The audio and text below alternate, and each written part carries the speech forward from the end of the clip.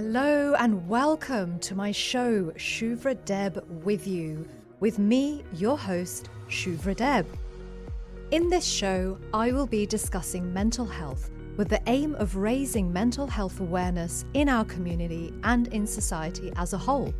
The genesis of the show is my own pivotal life-changing experience of being in a Category 5 hurricane back in 2017. That experience led me to suffer from post-traumatic stress disorder, or PTSD. I am hosting this show in order to let you know that you are not alone if something life-changing has happened to you from which you are struggling to heal.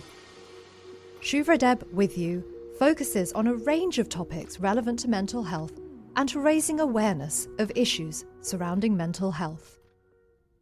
Hello everyone and welcome back to my show, my weekly show, Shuvra Deb with you. Thank you so much for tuning in, and for those of you tuning back in, thank you for staying with me on this incredible journey. I hope you've been enjoying my shows so far. I'm getting ever closer now to launching my podcast, so for any of you who have missed any of my previous shows, you'll be able to tune in and listen on demand very soon. I would love to hear any comments or feedback that you have for me. Also, let me know if there's a topic that you would like me to talk about. Drop me a line to my email, shuvradeb82@gmail.com. That's shuvradeb82@gmail.com, spelt SHUVRADEB82, the numbers, @gmail.com. So the intention behind my show is a serious one, and it is to raise awareness around the topic of mental health. However, I do want to make it clear at the very outset that I'm not a medical doctor and I'm not medically qualified. Therefore, nothing I say should be taken as medical or other professional advice. And if anyone listening to this show is experiencing feelings of distress or overwhelm or the need to talk to someone, then please reach out to a friend or seek out professional help. If someone is feeling suicidal, they need to get to the accident and emergency department at Georgetown Hospital. If someone needs somebody to talk to or some guidance, we've got so many resources here on Island. Infinite Mind Care can be reached on 926-0882, and the Alex Panton Foundation offers clinical support to service providers here on Island for people up to the age of 30 who may need financial assistance. All of that information is up on their website, alexpantonfoundation.ky. And Loud Silent Voices also provides mental health support. Their number is 922-3847. And their email is info@lsv.support. Last week, I spoke about language, the power of language. I spoke about how the language we use to refer to mental health and health generally has such a tremendous impact on the way we view ourselves and how we view each other. I referred to Dr. Gabor Mate, one of the world's leading experts on trauma and trauma healing. Dr. Mate says that he would like to outlaw language such as the use of the word addict. Instead, he would say that here is a person who has experienced a deep pain, and the only pain relief they feel they have is in a certain behavior or use of a certain substance. By using constructive language, people can feel a sense of dignity and empathy. They feel that they are being heard and understood. And that applies to ourselves as much as it does to those around us. So today, I am going to talk to you about teachings from a book that I absolutely love. It's the kind of book that's a wonderful spiritual tool, and it's a short book running to just 140 pages in length. But in those short 140 pages, the book acts as a reference library for how to live life, to get the most out of it, to be the happiest we can be. The book is one of the ultimate guides on dealing with our minds and our thoughts. It's called The 4 Agreements, A Practical Guide to Personal Freedom, and it's by Don Miguel Ruiz. It is a Toltec Wisdom Book. The Toltec are the people who ruled Mexico around 1,000 years ago. Ruiz comes from the Toltec line, and he says of the Toltec that their shared experience of spirituality was passed down generation through generation. Ruiz brings this wisdom, this ancient wisdom, to the wider world in all of his books, including the 4 Agreements, which I shall discuss today. I think discussing the 4 agreements on this show is a great follow-up to my last show on language and how moving away from negative self-talk and into practicing positive internal mind chatter has a huge and dramatic effect on our lives, on how we perceive ourselves, and on how we view others. As part of my previous show on overcoming negative self-talk, I discussed some of the points raised in another book, a book by Ethan Kross called Chatter. At the end of my show today, I'll be running through some tools that are in Kross's book. The tools in his book provide useful techniques and a guide on how to tame the internal mind chatter that I spoke about. And all of this links in with Ruiz's 4 agreements. Ruiz's book, The 4 Agreements, speaks to the self-limiting beliefs that many of us hold, which I talked about last week. What Ruiz means by agreements is broadly those self-limiting beliefs that we hold about ourselves and about events that happen in our lives. Those self-limiting beliefs that are sometimes buried deep inside of us. That those self-limiting beliefs come from agreements that we have made with ourselves as a result of what we have been taught, what we've been taught by our caregivers as children, by our teachers, and by society. These internal self-beliefs that many of us hold that we have been taught, these are agreements that go against ourselves. These are agreements that go against ourselves. These agreements that we have made with ourselves, Ruiz says, are ones by which we tell ourselves who we are, how to behave, what is possible, and what is impossible. Ruiz says that these agreements we have made with ourselves rob us of joy, of happiness, and create needless suffering in our lives. Ruiz is teaching us that in order to overcome these self-limiting beliefs, there are new agreements that we should enter into with ourselves. So what are these new agreements? What are the 4 agreements? Firstly, being impeccable with our word. Second, not to take anything personally. Third, not to make assumptions. And fourth, to always do our best with the first 3. It follows then that the agreements that we have made with ourselves, the agreements that go against us, must be speaking ill of ourselves and of others, taking things personally, making assumptions, and not doing our best at not doing those 3 things. So let me say the 4 agreements again. Be impeccable with your word. Don't take anything personally. Don't make assumptions. And always do your best with the first 3. So, being impeccable with our word. Jack Cornfield says about this, one of the greatest blocks to loving kindness is our own sense of unworthiness. If we leave ourselves out of the circle of love and compassion, we have misunderstood.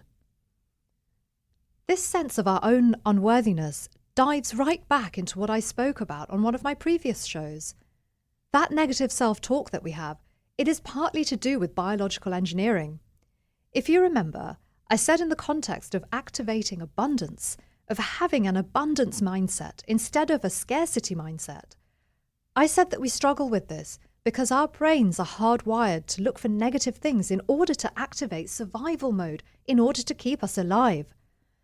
So translating that into our modern world, we instinctively look for the negative in almost every situation. And as I said, it's kind of not our fault. We're born this way. But this then leads into us having a sense of unworthiness. If we felt worthy, we would have positive self-talk, wouldn't we? So, the first agreement, be impeccable with your word. What does this mean? Ruiz says of this, being impeccable with your word is not using the word against yourself. And again, as I said on my last show, this comes down to that internal baseball bat, the one that we take out where we speak bad about ourselves in our minds if we've done something that we don't like or said something that we don't like. But as Ruiz says, don't use the word against yourself. And by speaking well to ourselves, about ourselves, that spirit of positivity will transfer to other people. By being kind to ourselves, we will find it easier to be kind to and about others. By being kind to ourselves, we are less judgmental towards ourselves.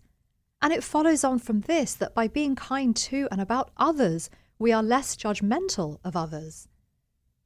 Beyond that, beyond judgment, we are simply kinder to ourselves and to other people. In the 4 agreements, Ruiz gives a very good example of how this plays out. He says, and he tells a little story here. There was a woman who was intelligent and had a very good heart. She had a daughter whom she adored and loved very much. One night, she came home from a very bad day at work, tired, full of emotional tension and with a terrible headache. She wanted peace and quiet, but her daughter was singing and jumping happily. The daughter was unaware of how her mother was feeling. She was in her own world, in her own dream. She felt so wonderful, and she was jumping and singing louder and louder, expressing her joy and her love. She was singing so loud that it made her mother's headache even worse, and at a certain moment the mother lost control. Angrily, she looked at her beautiful little girl, and she said, "Shut up! You have an ugly voice. Can you just shut up?" The book goes on. The truth is that the mother's tolerance for any noise was non-existent. It was not that the little girl's voice was ugly, but the daughter believed what her mother said, and in that moment she made an agreement with herself. After that, she no longer sang, because she believed her voice was ugly and would bother anyone who heard it. She became shy at school, and if she was asked to sing, she refused. Even speaking to others became difficult for her. Everything changed in that little girl because of this new agreement. She believed she must repress her emotions in order to be accepted and loved. How many of us have been in exactly this kind of situation, as either the mother character or the daughter character? Being the mother's character in this scenario, we've had a bad day, we snap at someone we love or someone we care about, and almost immediately we regret it and we try to atone. Or on the other hand, how many of us as children were on the receiving end of the parent, the caregiver, or teacher's bad day? And if we were, how many of us still remember what was said to us? So, by being impeccable with our word, we are helping ourselves to practice kindness and self-compassion. We are also being kind and compassionate to others, be that others about whom we care deeply or others in the broader sense. Ruiz's 2nd agreement is to not take anything personally. What does this mean? Ruiz says of this, "Nothing other people do is because of you. It is because of themselves." He goes on to say, even when a situation seems so personal, even if others insult you directly, it has nothing to do with you. What they say, what they do, and the opinions they give are according to the agreements that they have in their own minds. When we take things that someone else says or does personally, we make it about ourselves. In the case of an insult, we believe that insult that someone has thrown at us. And then we start to foster a type of defensive behavior pattern because of the actions of another. Take gossip, for example. Someone says something untrue about you to someone else. You discover this because someone else tells you that this is what's been said about you. Your immediate reaction is anger, upset, maybe even a desire to retaliate. And we've all been there. Someone hurts us. Our natural instinct, our natural reaction is to want to protect ourselves. So in the first instance, we defend ourselves. We deny that whatever it is that has been said about us is true because we know it's not true. Then we may even go so far as to confront the person who we're told said that thing about us. Then they either go on to deny it, or they defend themselves, or they justify what they said. And there you have it, a situation of conflict that has very quickly escalated and may even continue to escalate. So what's another way of dealing with this situation? Firstly, to react with the knowledge that the untrue thing that was said about you was only said because of the person saying it. The untrue thing said about you is not something to take personally. I mean, how can it be something you take personally? It's not true. Therefore, where is the personal element in any of it? Rather than reacting with anger, upset, or shame, we could stop. Just stop for a moment. What's been said is not true. What's been said has been said as a result of nothing personal to do with us, but has everything to do with the person saying the thing. And then what we do after that is up to us. We either let it go and say to ourselves, oh well, what's been said is not true, it's not personal, and we move on. Or the next time we see this person around, we talk to them and we clear up any misunderstandings.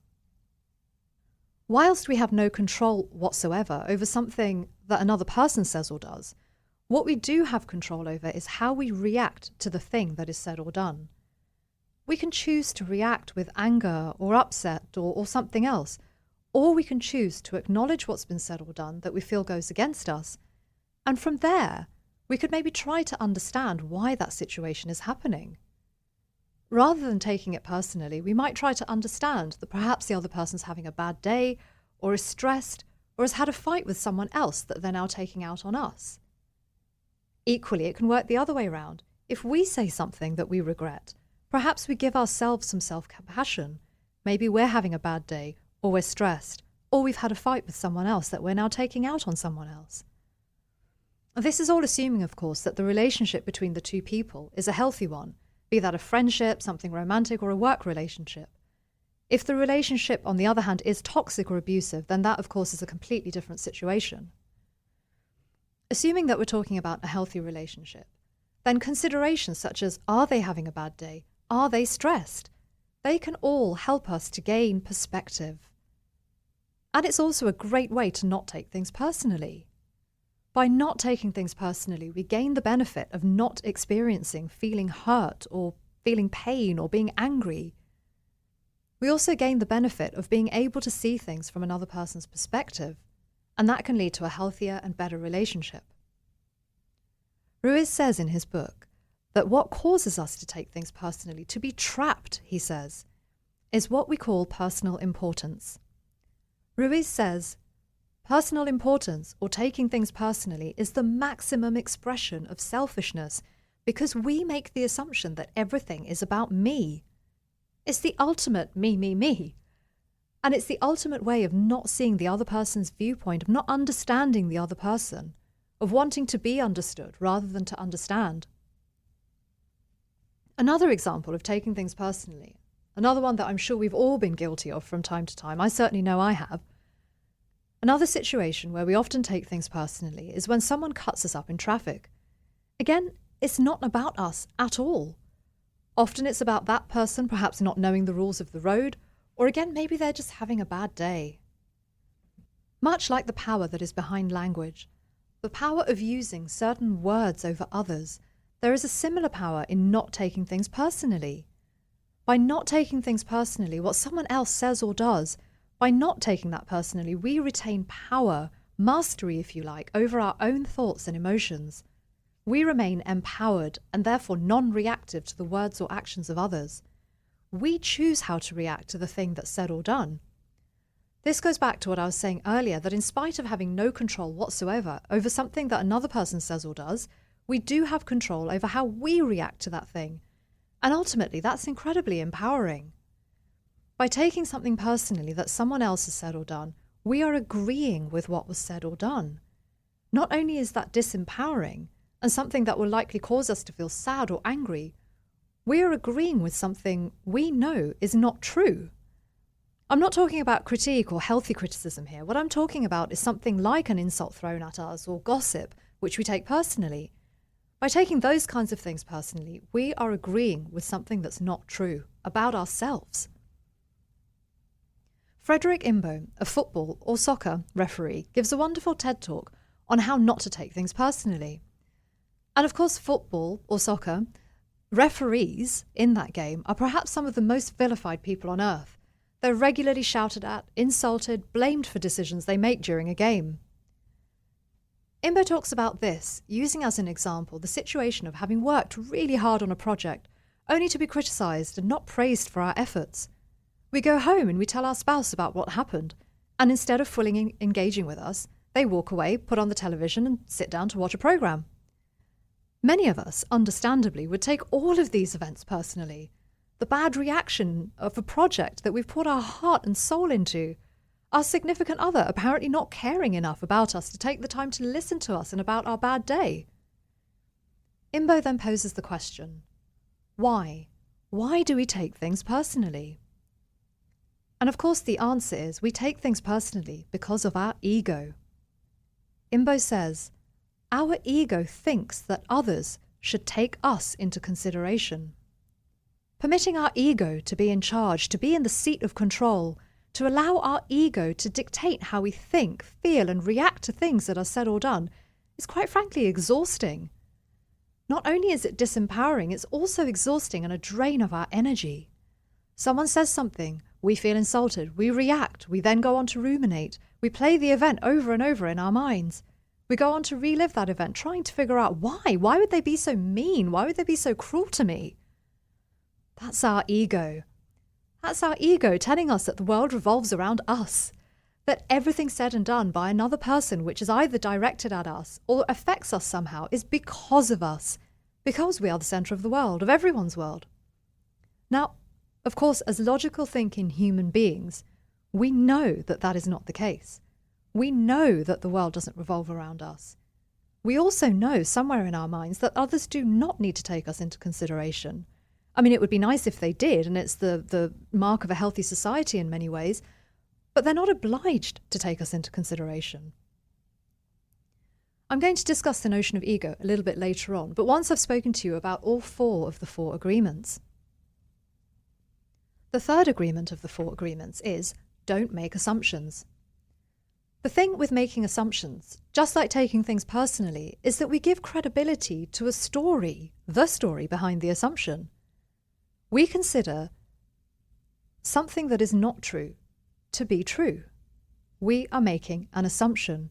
We are presuming that something is the way we think it is.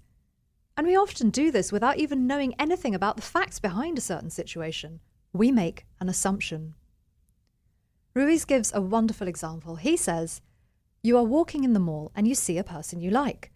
That person turns to you and smiles and then walks away. You can make a lot of assumptions just because of this one experience. With these assumptions, you can create a whole fantasy, and you really want to believe this fantasy and make it real.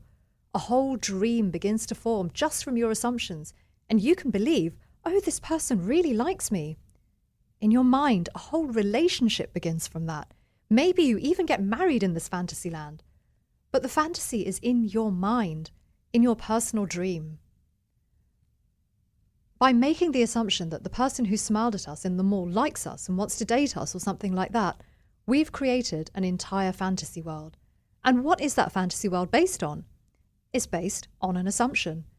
It's based on a fiction that we've created in our own minds without any notion of what the facts actually are, whether what we are making assumptions about is even true. There are ways to stop making assumptions. One of those ways is to assess why it is that we are making the assumption that we're making. For example, is it because of a bad or painful experience in the past where we felt betrayed? Is that now causing us to react, to assume that something is happening because it's digging up those painful memories? Are we perhaps completely unknowingly, are we expecting to be let down again? Are we expecting our trust to be breached again? If so, and we are able to identify that that is what's going on, then that gives us perspective. It also gives us the opportunity to pause and reflect the next time something similar happens, and before jumping to conclusions and making assumptions. Another way to avoid making an assumption is simply to check in and see what the facts are. Ask the questions that we need to ask in order to determine what's actually going on. Now, that might be hard in an emotive or other heat of the moment situation, but we can try. And by trying, we're taking steps towards self-improvement, towards not making assumptions. Also, consider this. When was the last time you made an assumption which was a positive assumption? Isn't it almost always the case that the assumptions we make, the conclusions we jump to, are more often than not negative ones? And I think this goes back again to what I've talked about on previous shows about how the human brain is hardwired to look for and expect the negative, to expect the worst, in order for our survival sense to be activated and to keep us alive. However, by being aware of that, by being aware that that's what's going on, we can become more attuned to when we are making a negative assumption. We are being mindful of the fact that the negative assumption that we have just made may not be the only answer. It may not be the only possibility. And that's key as well, to remember that there are often a multitude of reasons behind something that may have happened or something that someone has said. Another powerful way to pull back from this negative downward spiral that assumptions can lead to quite often is to write out in black and white, to write out what it is that we're assuming. We can do this either on a piece of paper or by writing a note into our phone or even giving ourselves a voice note. And quite often, reading or hearing back to ourselves what we have just recorded helps us to navigate the situation, to see another way of dealing with it, another way of reacting. Sometimes by writing something like this down, we can see just how ridiculous our assumptions have actually been. And the final agreement, the fourth agreement, is always do your best. That is, to always do our best with the first three agreements, with the agreements to be impeccable with our word, to not take things personally, and to not make assumptions. Ruiz says of this, under any circumstance, always do your best, no more and no less. But keep in mind that your best is never going to be the same from one moment to the next. Everything is alive and changing all the time, so your best will sometimes be high quality and other times it will be not as good.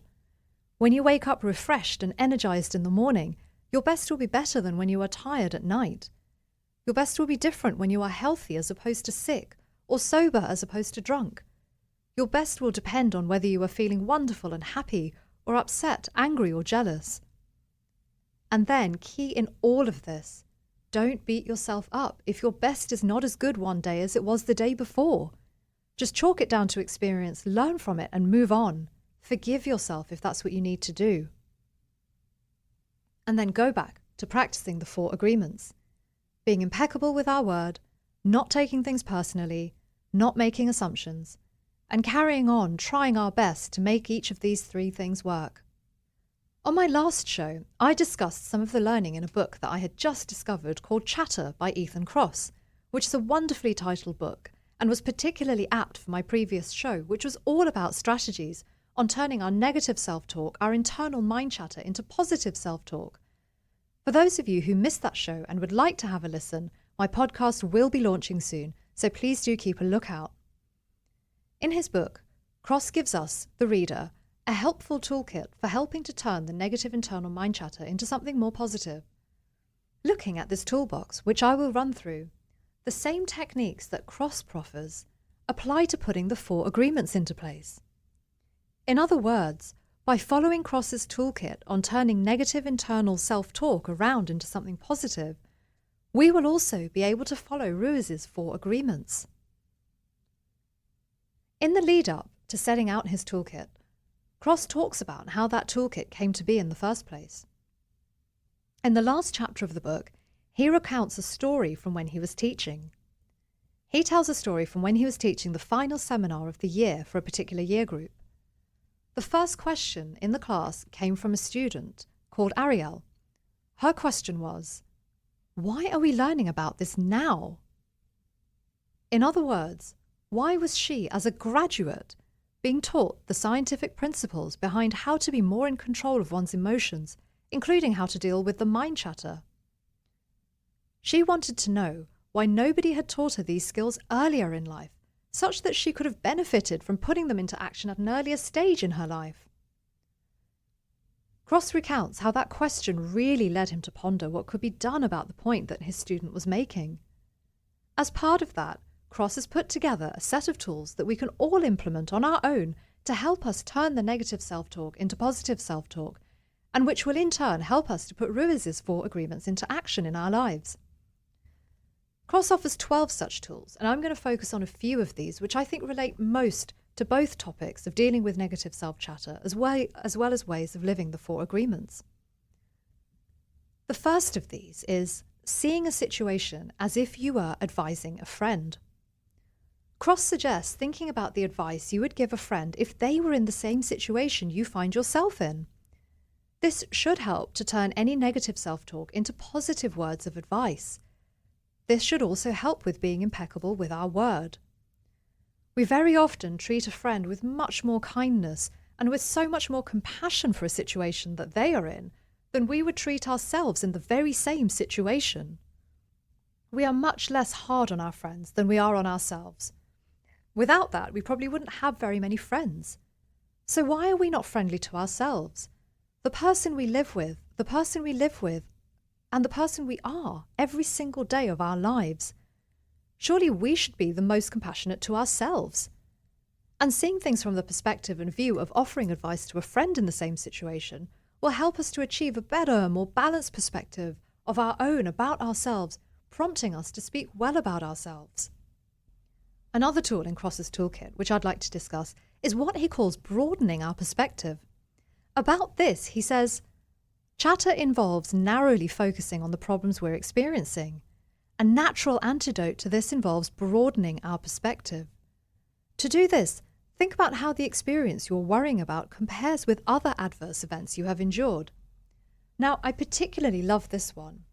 Thinking back to a time when we had to deal with something else that happened in our lives that was unpleasant, maybe even something that was just downright horrible, and remembering that whilst it sucked and it hurt, and it may have even cost us money or a relationship or something else or lots of things, that in spite of all of that, we still got through it. We're still here now to talk about that event and to tell the tale. The reason I love this one particularly is because it really resonates with me. And it resonates in the context of a video by David Meltzer, which I saw on Instagram, on his page whilst researching the show over the weekend. David Meltzer is a speaker, author, and entrepreneur, and his purpose in life is to make 1 billion people happy. How cool is that? In his Instagram post, Meltzer asks the question, what are the 4 things that we all take for granted? What are the 4 things that we need in our lives, and when we have those things, it's all going to be okay, eventually. Number 1, food. Number 2, water. Number 3, air. And number 4, sleep. David Meltzer is quoting Deepak Chopra when he says this. As soon as we have those 4 things in the context of a safe environment, it's all actually going to be okay. And the reason that this one resonates with me so much is down to the personal experience of living through Hurricane Irma, which I have spoken about before, and in some detail on my first show. Being in that situation with dwindling food and water supplies, sleeping some nights with doors and windows missing, that's pretty heavy. So now, no matter how bad I'm feeling about something that might be going on in my life, I look back at that experience, and I know that if I can get through all of that happened in 2017, then I know I can get through anything. And we all have something like that, something that's happened to us in our lives, and if not directly to us, we know somebody else who's been through something really, really tough, and we see that that person got through it. So that's another perspective to adopt, to know that better times will come. And this one feeds into not making assumptions. Rather than in the context of making assumptions about what somebody else might be thinking or feeling, we also often make assumptions about the situation. Oh, it's all over now. My life will never be the same again. I'll never find love again. No one will ever hire me again. Things like that. I think we're all guilty of going down those rabbit holes from time to time. So the way to pull ourselves back out, one of the ways, is to reflect on a past situation, either our own or somebody else's, where the bad thing has happened and then it's passed and things have turned out okay. Another tool in Cross's toolbox is to reframe our experience as a challenge or even as a blessing. The inner chatter, the making assumptions, are the things that lead us to catastrophize and to make a whole new situation in our heads when something happens in our lives. About this, Cross says, to aid your inner voice, reinterpret the situation as a challenge that you can handle. This will stop us from taking what has happened personally. It will stop us from making assumptions. By empowering ourselves and seeing a situation as a challenge to overcome, it's an opportunity to better our lives, to remove negative self-talk, and therefore practice being impeccable with our word.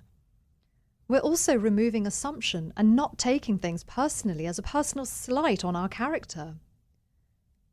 And if what we're dealing with is someone who's insulted us or someone who's made fun of us, again, this is where we should not take things personally. This is the time to remember that people only ever say and do things, especially like throwing insults or making fun of people, because of something that's going on inside themselves, and it has nothing to do with us. So I suppose the challenge is seeing that that is what's actually going on. Another of Cross's tools is to engage the mind in mental time travel. What he means by this is imagine yourself 1 week, 1 month, 6 months, 1 year from now? How do you think you'll be feeling about the thing that has just happened or has been said? Chances are that in a week it's still going to hurt, possibly even in a month. We may still be feeling the sting, depending on what the situation is. But in a whole year from now? Again, depending on what the situation is, there will be a lot more time and distance, come what may, between us and the event. And while I don't actually agree with the maxim that time is a healer of all things, what time does allow us is the opportunity to do something about what's happened, about what we're feeling. Time affords the opportunity to think and feel into whatever situation it is that we're facing, and it allows us the chance to strategize, to pivot, to make a new game plan. If it's the end of a relationship, for example, look at why it ended. Were you incompatible? Was there a failure in connection, as in a true deep-level connection? David Meltzer has a great post on this one too. He talks about all the rejections he received his whole life. Of these rejections, he said that he was rejected by around over 20 girls whom he'd asked out on dates, until one girl said yes. And the one girl who said yes is now his wife. So, in my view, the better maxim, the one I prefer over time is a healer, is the one of rejection is protection. You've been dumped, or something else hasn't worked out, or you've had to dump someone. That no is opening you up to something better. That no is the invitation for a way better yes that will soon enough come your way if you have the right attitude and open heart, mind, and spirit to receive it.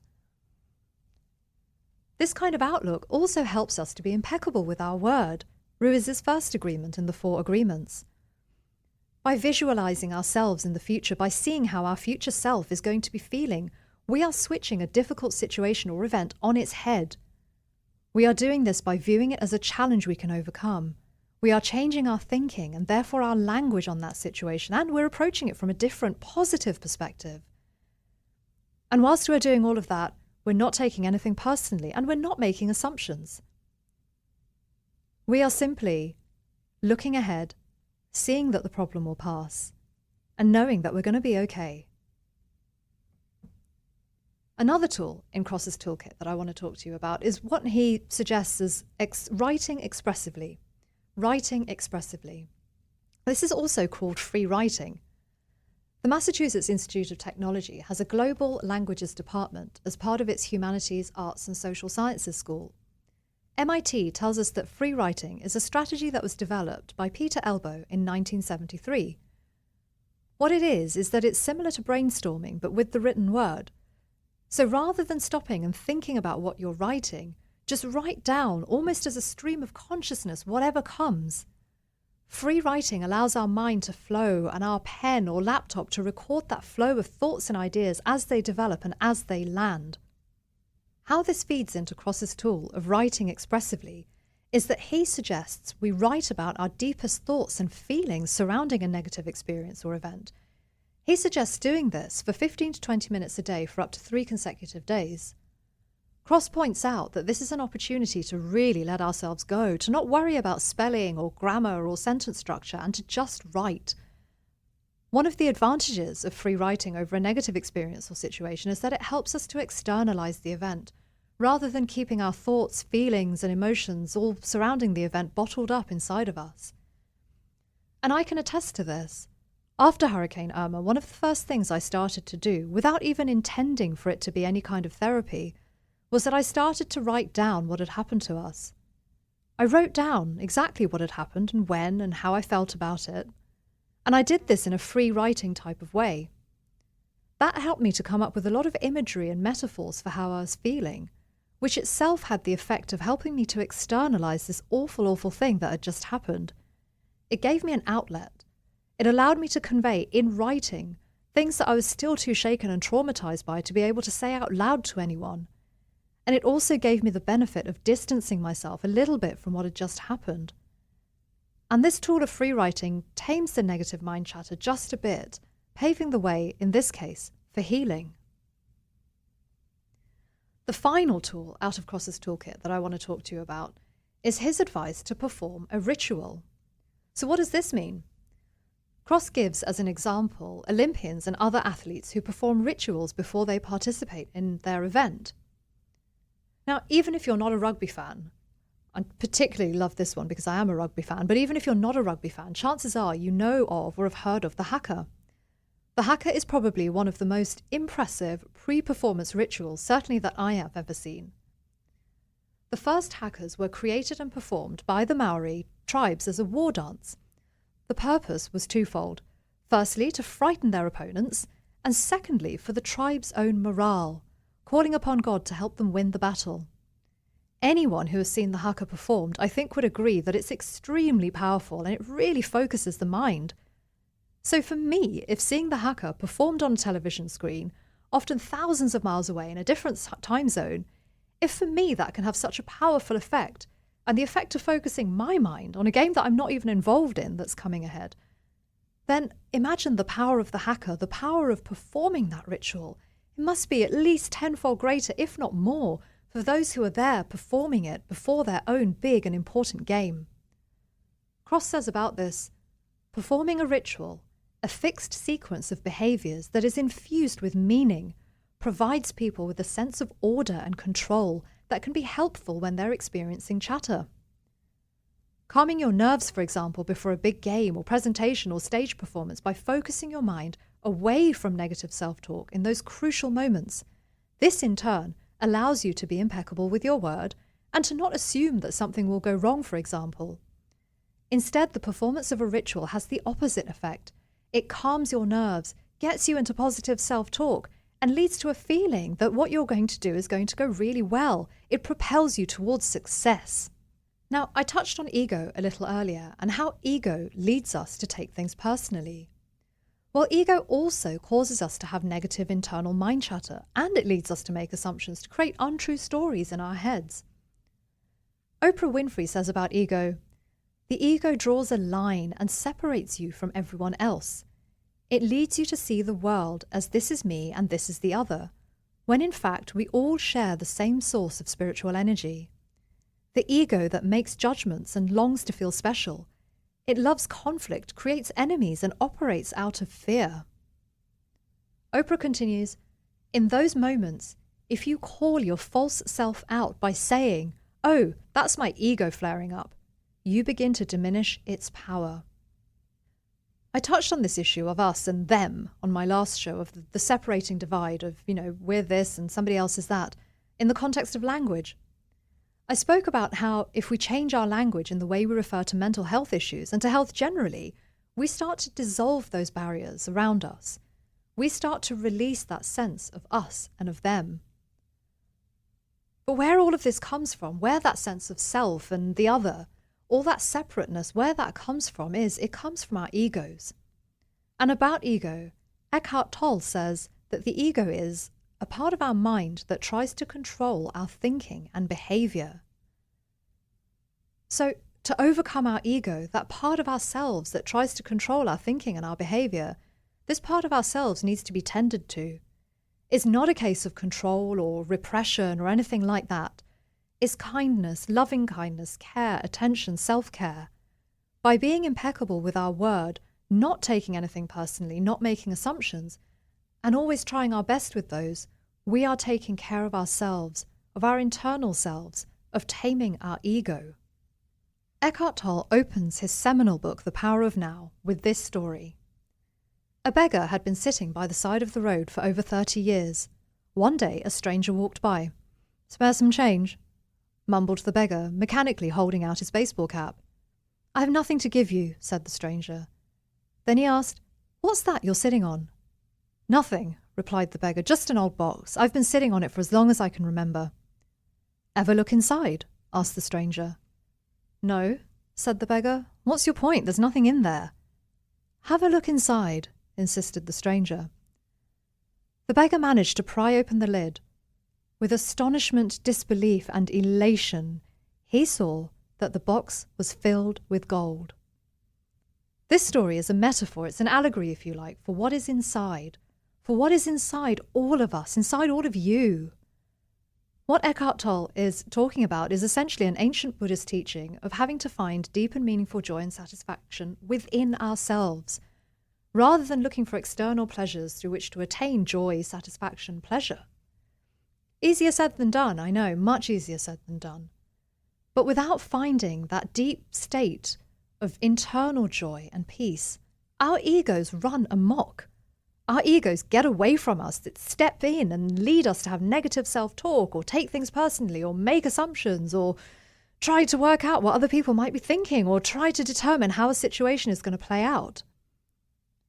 In The Power of Now, Toll poses the question, what is the greatest obstacle to experiencing this reality? That is, the reality of peace and joy within. In answering the question, he says, identification with our mind, which causes thought to become compulsive, not to be able to stop thinking, is a dreadful affliction, he says. But we don't realize this because almost everybody is suffering from it, so it's considered normal. Toll says that identification with our minds creates an opaque screen of concepts, labels, images, words, judgments, and definitions that cause these blocks. I truly believe that Ruiz's 4 agreements provide us with a really, really good starting block from how we can start to transcend our egos, on how we can start to overcome the self-limiting parameters of our minds.